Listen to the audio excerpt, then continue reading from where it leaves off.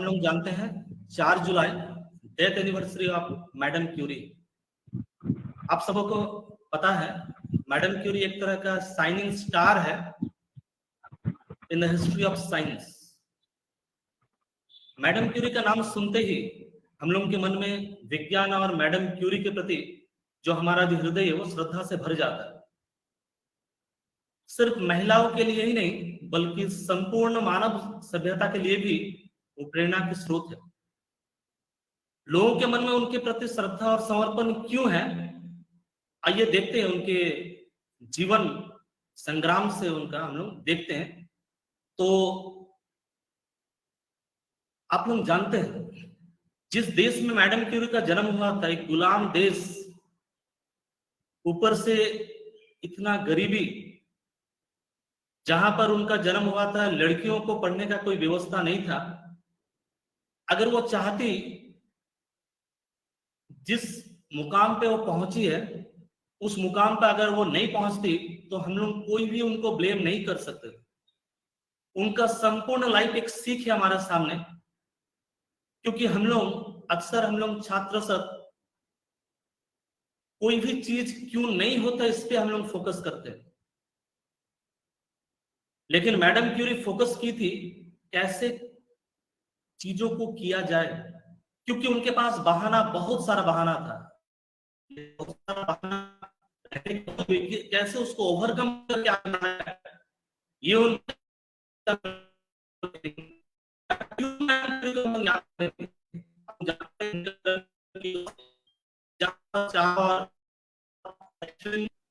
जो सामाजिक उत्तरदायित्व स्टूडेंट और यूथ के अंदर ये पूरा पूरी खत्म करने का जो साजिश चल रहा है।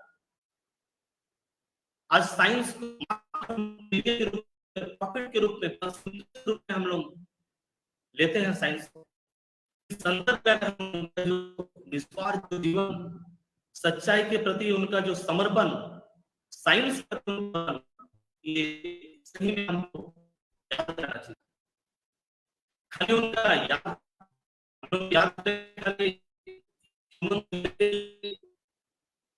मैंने उनका कंट्रीब्यूशन साइंटिफिक रिसर्च इन्वेंशन के लिए उनका कंट्रीब्यूशन है, सिर्फ इसी के लिए उनको याद करेंगे बात ऐसा नहीं, लेकिन ह्यूमैनिटी के लिए, मानवता के लिए, सोसाइटी की उनका जो ऑब्लिगेशन था और जो अंतिम सांस तक जो एटलीस्ट ये सचमुच याद है। तो आइए हम लोग शुरू करते हैं। जैसे कि बोस सर बोले हैं, सुनने से भी आश्चर्य लगता है, एक फैमिली सबसे नोबेल प्राइज, एक फैमिली 5 नोबेल प्राइज कैसे मिला, कैसे उनका लाइफ था, क्या करती थी। अब तक हम लोग विज्ञान जगत में 2 फील्ड में, अलग अलग साइंस के 2 फील्ड में मेरी जानकारी, फिजिक्स में और केमिस्ट्री में नोबेल प्राइज तो मिला था। फिजिक्स में ही 2 बार मिला, फिजिक्स और केमिस्ट्री में अलग में 2 नोबेल प्राइज, ये किन्हीं को अभी तक नहीं मिला, मैडम क्यूरी को मिला। उनका फैमिली में पेरी क्यूरी, उनकी बेटी, अगर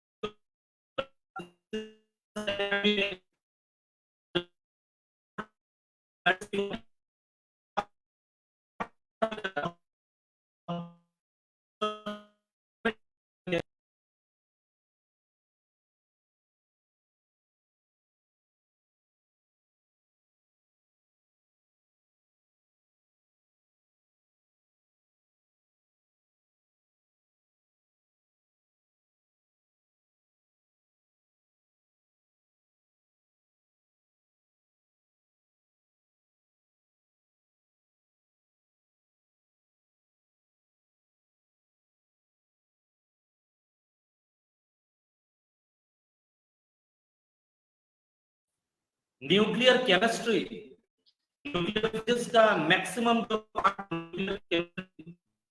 मैडम क्यूरी। ये तो पहले जो मैडम क्यूरी आने के बाद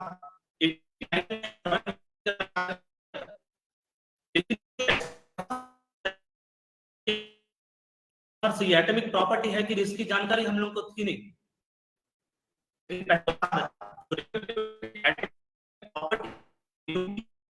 केमिकल कॉम्बिनेशन लाइट ये सब पे डिपेंड नहीं करता, ये मैडम क्यूरी लाइट।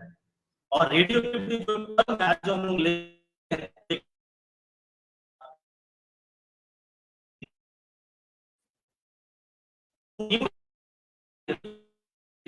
रेडियोएक्टिविटी को उनको फादर माना जाता है, वो तो डिस्कवर किए थे, लेकिन न्यू टेक्निक कैसे रेडियो एक्टिविटी को हम मेजर कर सकते हैं, न्यू टेक्निक को निकाले, केमिकल एनालिसिस का न्यू मेथड निकाले वो।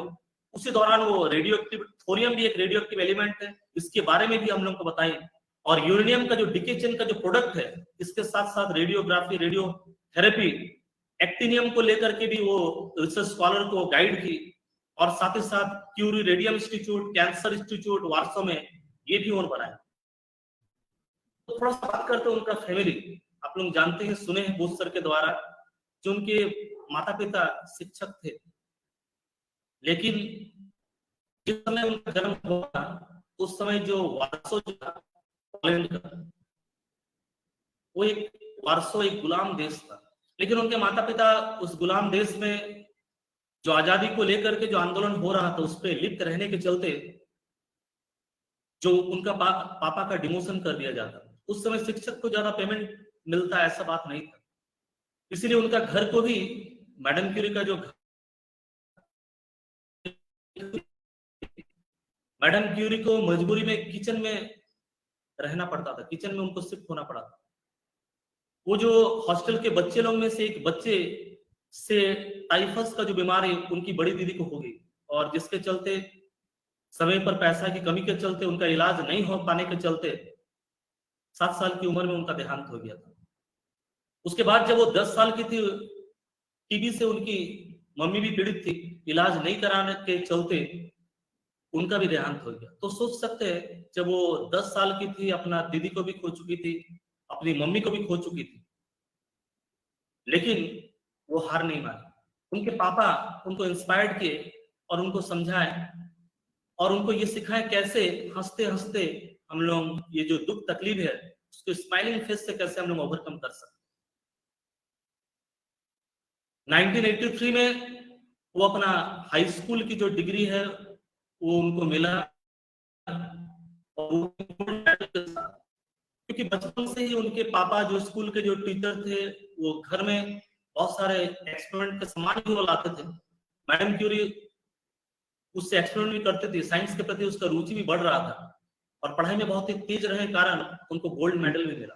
Dr. Barik, it is not, Dr. Barik, it is not 1983, I think. You have to correct some mistake there, I think. Yes, 1883, yes, you are right. Thank you. तो जैसे मैं बोल रहा था, women's के लिए कोई स्कोप ही नहीं था वहां पर हायर एजुकेशन की, इसीलिए वो और उनकी जो बड़ी उनका छोटा और उनकी जो दीदी ब्रोनिया,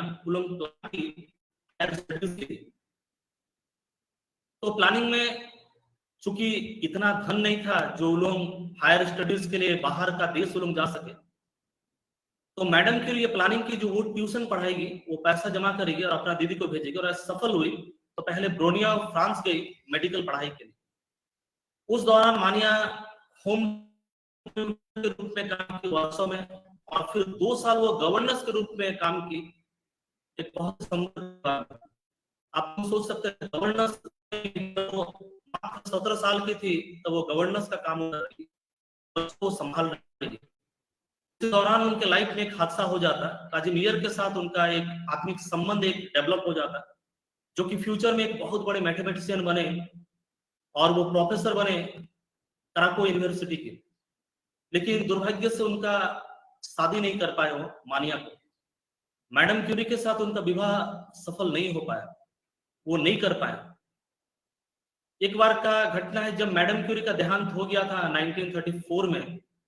उसके बाद मैडम क्यूरी का जो स्टेचू जो बना 1935 में, ये जो काजीमियर जिनके साथ उनका आत्मिक संबंध हो गया था, वो काजीमियर मैडम क्यूरी का जो स्टेचू के सामने बैठ करके उनको याद किए, उनको श्रद्धांजलि दी। मैडम क्यूरी उस दौरान उस देश में, उनके जो पोलैंड जो देश था, वहां पर कुछ क्रांतिकारियों के द्वारा एक फ्लोटिंग यूनिवर्सिटी एक चलता था। तो फ्लोटिंग यूनिवर्सिटी में वो खुद भी वो ज्वाइन की और खुद वो टीचर भी बने, वहां पर दूसरों को पढ़ाती भी थी और साइंस और न्यू डिस्कवरी इन्वेंशन को लेकर के वो जानती भी थी। बहुत सारा प्रैक्टिकल अनुभव भी उनको वहां से मिला।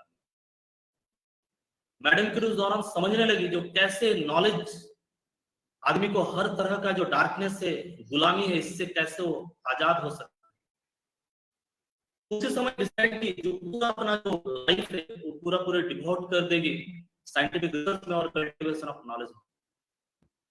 इसी दौरान उनकी जो बड़ी दीदी थी, जिनका पढ़ाई भी कंप्लीट हो गया, और उनको कॉल आया वहां से जो आप आ जाइए।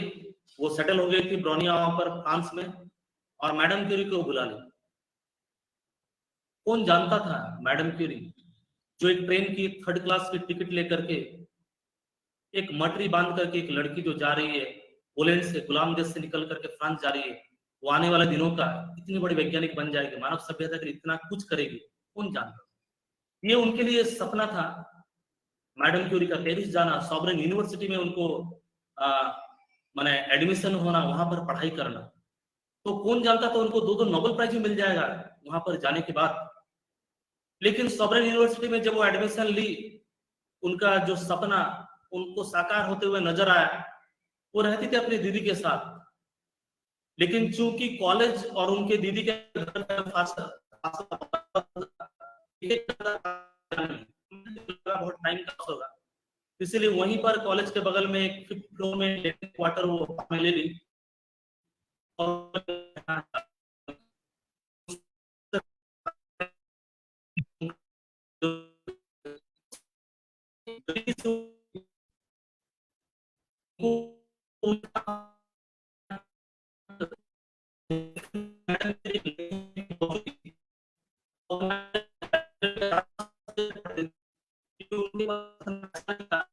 ताकि वो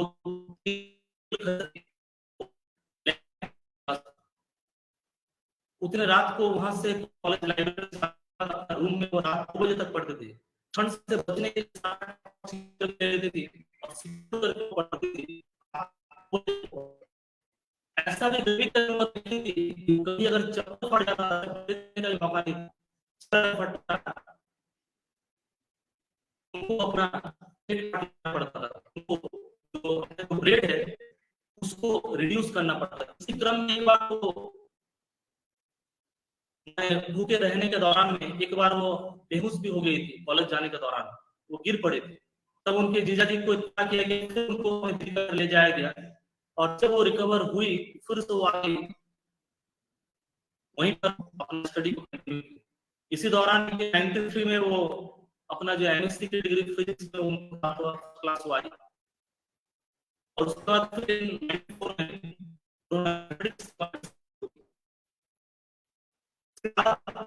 अपना रिसर्च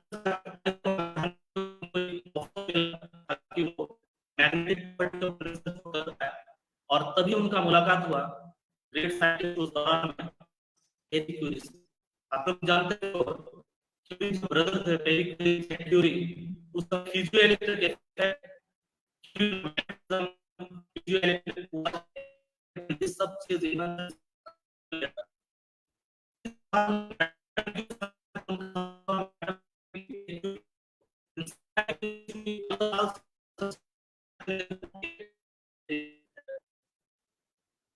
हाँ यस पेरी क्यूरी।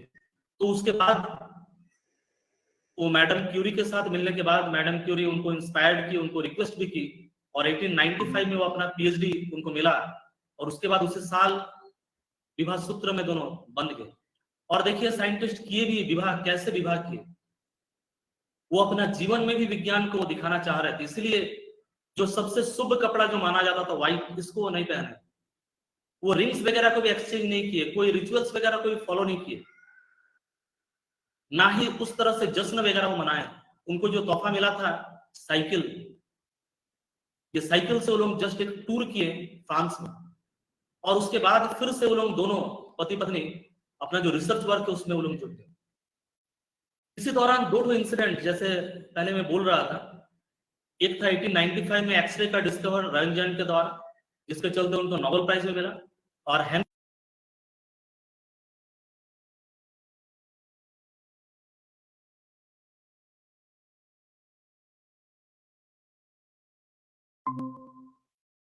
तो इसमें मैं डिटेल्स में आज जाना नहीं चाहता हूं। सतीश सर डिटेल्स में रेडियो एक्टिविटी को लेकर के बात किए, तो इसी को लेकर के रॉयंटन जो डिस्कवर की तो उसको लेकर के नहीं, लेकिन बैकवेल या यूरेनियम रेज को लेकर के पेरी के द्वारा बनाया गया जो इलेक्ट्रोमीटर था उसके द्वारा वो रेडियो एक्टिविटी को न्यू टेक्निक, जैसे मैं पहले ही बताया था, उसको मेजर करना स्टार्ट कर दी।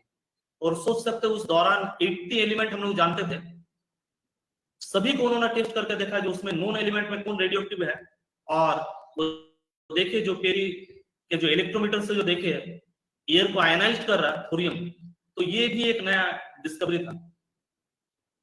उसके बाद जो मैडम क्यूरी और पेरी क्यूरी, खास करके जो पीच ब्लेंडी चैल्कोलाइट, इसके जो बड़े बड़े ओर है, इसको लेकर के वो लोग काम किए, इलेक्ट्रोमीटर से इसको टेस्ट किए, और टेस्ट करने के बाद वो देखे जो पीच ब्लेंडी ये यूरेनियम से भी ज्यादा एक्टिव है 4 गुना, और चैल्कोलाइट यूरेनियम से 2 गुना ज्यादा एक्टिव है। इसके बाद उन्होंने अपने पति के साथ पोलोनियम और रेडियम पे जॉइंट पेपर उन्होंने पब्लिश किया, रेडियो एक्टिविटी टर्म भी उन्होंने कॉइन किया। और ये जो आप लोग सोच सकते उस दौरान जो मैडम क्यूरी खुद ही बोल रही है, जो पिच ब्लेंडी से खास करके उसको आइसोलेट करना, चाहे रेडियम हो चाहे पोलोनियम हो, बहुत ही मुश्किल था। मैडम क्यूरी बहुत ज्यादा वो ट्राई की इसको एक्सट्रैक्ट करने के लिए। मैडम क्यूरी खुद बोल रही है जो वो टीन का एक छप्पड़ था, एक गैरेज को उन्होंने लैब के फॉर्म में यूज किया था।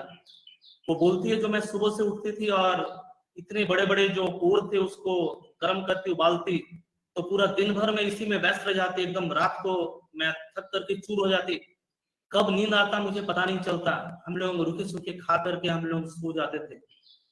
बाहर से देखने से ऐसा लग सकता है जो ये कितना एक मिजरेबल लाइफ है, लेकिन मैडम क्यूरी बोल रही है जो यही वो मिजरेबल ओल्ड जो शेड था, टिन का छप्पड़ था, यही लाइफ का सबसे जो खुशनसीब जो पल मैं और मेरे हस्बैंड में बिता रहे थे। क्यों? क्योंकि विज्ञान के प्रति हम लोग अपने आप को समर्पित कर रहे थे, और इसी कार्य के लिए 1903 में अपना पीएचडी भी कंप्लीट की इसी कार्य में उन्होंने।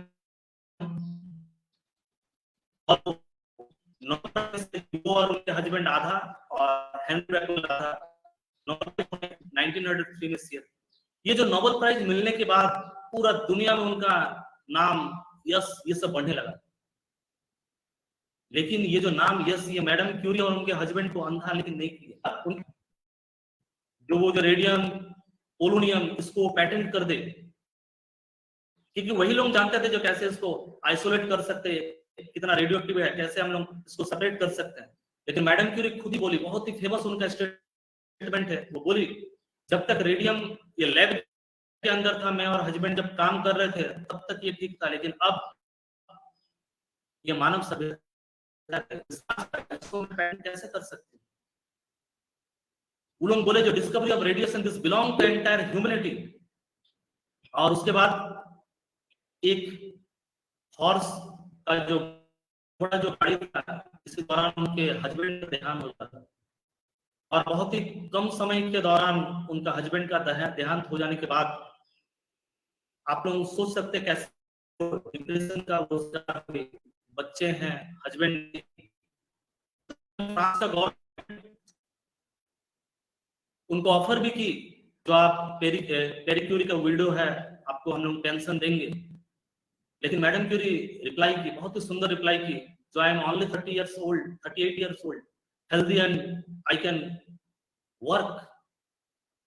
और इसी दौरान उनको और एक ऑफर मिला जिसपे उनके हस्बैंड काम कर रहे थे। सॉर्बन यूनिवर्सिटी के जो प्रोफेसर का जो चेयर मिला, क्यूरी का चेयर उनको ऑफर किया गया। और पहली बार पेरिस, जो अभी पेरिस यूनिवर्सिटी के नाम से जानते हैं, पहली बार कोई लेडी प्रोफेसर पेरिस यूनिवर्सिटी में वो लेडी प्रोफेसर ज्वाइन करेगी। इतना साल का इतिहास में कभी नहीं लेडी प्रोफेसर। वर्ल्ड से, तमाम देश से वैज्ञानिक भी आए थे और साथ में मीडिया लोग भी आए थे, और लोगों को लगा था जो मैडम क्यूरी शायद उदास हो जाएगी, शायद वो क्लास ले नहीं पाएगी। लेकिन उनके हस्बैंड जहां पर क्लास खत्म किए थे, तो श्रद्धांजलि देने के बाद वहीं से मैडम क्यूरी पढ़ाना स्टार्ट कर। इस चीज में जोड़ना तो लोगों को उस दौरान लगता था, इवन कि कुछ साइंटिस्ट लोगों को भी लगता था, जो शायद पेरी क्यूरी के चलते ही मैडम क्यूरी को नोबेल प्राइज मिला। लेकिन अपना हस्बैंड को खोने के बाद भी मैडम क्यूरी को फिर से दोबारा केमिस्ट्री के उनके काम के लिए फिर से नोबेल प्राइज उनको मिला। आप लोग जानते ही हैं, जो उस दौरान वर्ल्ड वॉर स्टार्ट हो गया था, और मैडम क्यूरी ये जो वर्ल्ड वॉर के दौरान जो ये जो सैनिक लोग जो घायल हो जा रहे थे, तो फ्रांस के तरफ से वो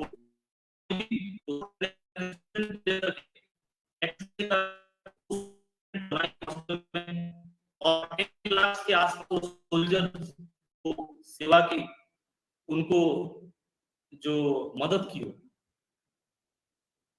वो अपना जो सबसे जो उनका बेहतरीन काम था टेस्ट ट्यूब, उसको छोड़ करके भी वो बैटलफील्ड में वो रिलीफ वर्क के लिए चलेगी। और खुद नहीं, अपनी बेटी को भी वो बोले, जो एमएससी पढ़ रही थी, उनका बेटी जो फ्यूचर में उनको नोबेल प्राइज भी मिलता है आर्टिफिशियल रेडिएक्टिविटी के लिए, उनको भी उस काम के लिए वो उत्साहित की, और उनका बेटी, उनके स्टूडेंट भी इस काम में लेकिन जुड़ गए। इवन की वार के लिए मैडम के लिए अपना जो जो नोबेल प्राइज था, ये भी वार फंड में उन्होंने डोनेट कर दिया। इसके बाद मैडम क्यूरी को फर्दर रिसर्च के लिए उनको और भी चाहिए था, उनको रेडियम, लेकिन उस समय 1 ग्राम रेडियम का दाम बहुत ज्यादा था। लेकिन मैडम क्यूरी इतना पॉपुलर हो चुकी थी, उनके प्रति इतना श्रद्धा लोगों के मन में था, जो 1 ग्राम रेडियम को कलेक्ट कर रेडियम फिर से 1925 के लिए रेडियम इंस्टीट्यूट जो बनाई थी उनके हस्बैंड का ऑनर में, तो 1 ग्राम उनको दिया गया। तो आम जनता के प्रति भी उनके मन में कितना श्रद्धा था। और अंतिम में जैसे अमिताभ बोस सर बोले, रेडियो एक्टिविटी जिसको खुद ही वो डिस्कवर की थी, और उस समय उतना ज्यादा हम लोग को पता भी नहीं था, जो बॉडी को ज्यादा रेडियो एक्टिविटी से एक्सपोजर हो जाने से ये कैंसर भी हो सकता है।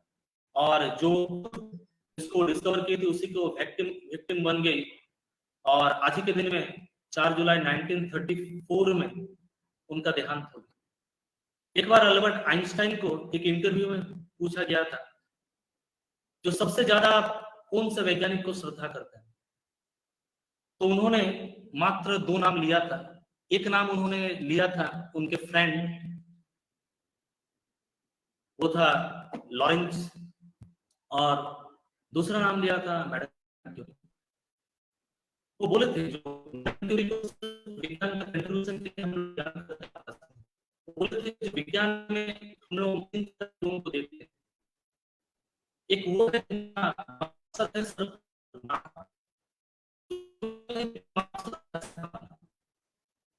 लेकिन बहुत ही कम लोग होते हैं जिनका मकसद ना पैसा कमाना है ना नाम कमाना होता है। उनमें से एक थी मैडम क्यूरी। मैडम क्यूरी जिस ड्यूटी के साथ, जिस डिवोशन के साथ, जिस समर्पण के साथ वो विज्ञान में अपने आप को, जो विज्ञान के लिए वो झोंक दी थी, मानवता के लिए झोंक दी थी, समाज के लिए अपने आप को जो झोंक दी थी, इसीलिए मैं मैडम क्यूरी को सबसे ज्यादा मैं,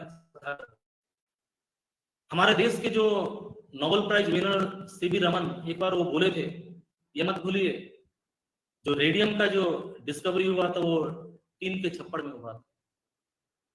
देखिए कितना श्रद्धा।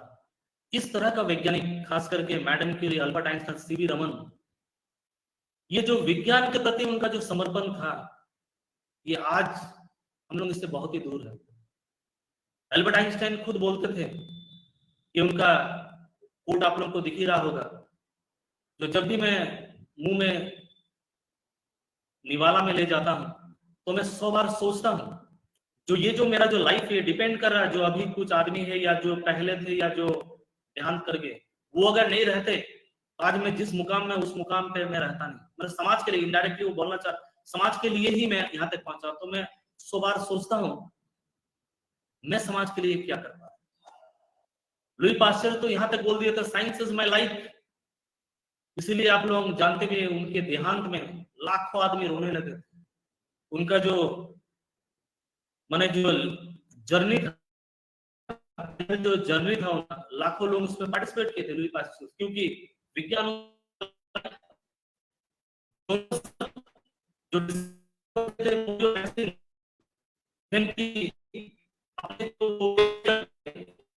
जब वो बीमार पड़ गए थे, डॉक्टर का एडवाइस भी था उनको जो आप बेड मत छोड़िए, लेकिन उनका क्या वक्तव्य था, वो बोले थे मुझे याद आ जा रहा वो जो बचपन में मैं देखा हूँ पोलियो से कुछ लोग जो पीड़ित हो जाते हैं, मर जाते हैं, वो चेहरा मेरे अंदर है, मैं कैसे रेस्ट कर सकता।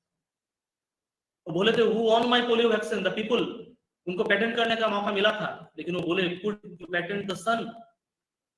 इसी तरह से सिस्टर निवेदिता जब जेसी बोस का जो इन्वेंशन था उसको पेटेंट करने के लिए जब ऑफर आया था जेसी बोस को, वो अपना देश की बोले थे but struggle for Swaraj can not. वो बोले थे मैं देश की पुकार के लिए टेस्ट ट्यूब में छोड़ सकता हूँ। इस तरह का वैज्ञानिक आज हमारे समाज में क्यों नहीं है? हम लोग देख रहे हैं आज madam Curie, Einstein, Bose, P C Ray, Jonas Salk, इस तरह का जो मॉडल लैब है, मॉडल इंस्ट्रूमेंट है, इंटरनेट है, सारा फैसिलिटी होने के बावजूद भी इस तरह के इस कद के इस लेवल के मॉरल वैल्यूज वाले साइंटिस्ट हम लोग के पास आज क्यों नहीं है? इसको हम लोग को सोचना पड़ेगा। और इसी के लिए जरूरी है इन तरह के वैज्ञानिकों का जो लाइफ स्ट्रगल, उनको लाइफ का जो पार्ट, ये अगर हम लोग नहीं जानेंगे, हम लोग अगर नहीं जानेंगे जो किस तरह साइंस सोसाइटी के लिए, मैडम क्यूरी जो साइंस उनके लिए था, science for society, science for human being, और साइंस था उनके अंदर का थिंकिंग में, वो जो सोचती थी इसके अकॉर्डिंग सोचती थी। जो हमारा ब्रेक थ्रू साइंस का नाम है science for society, science and thinking. Society के लिए है क्या, साइंस ह्यूमन बीइंग के लिए है क्या, साइंस हमारे पद्धति में है? अगर है अगर होता आदमी के लिए होता, अगर हमारे चिंतन में अगर होता तो आज कीड़े मकोड़ों की तरह इतने लाखों लाख लोग जो मर गए ये शायद असमर्थ नहीं। आज इसलिए जरूरत है सोसाइटी के लिए विज्ञान लाने का। सोसाइटी के लिए जो भी विज्ञान के में जो काम कर रहे हैं इसको समाज के साथ जोड़ने का जरूरत है, साइंस सोसाइटी के लिए होने की जरूरत है। इसी उम्मीद के साथ मैं अपना जो आज का जो मैं अपना बात जो है इसको मैं यहीं पर समाप्त करता हूँ। आप सबका बहुत बहुत धन्यवाद।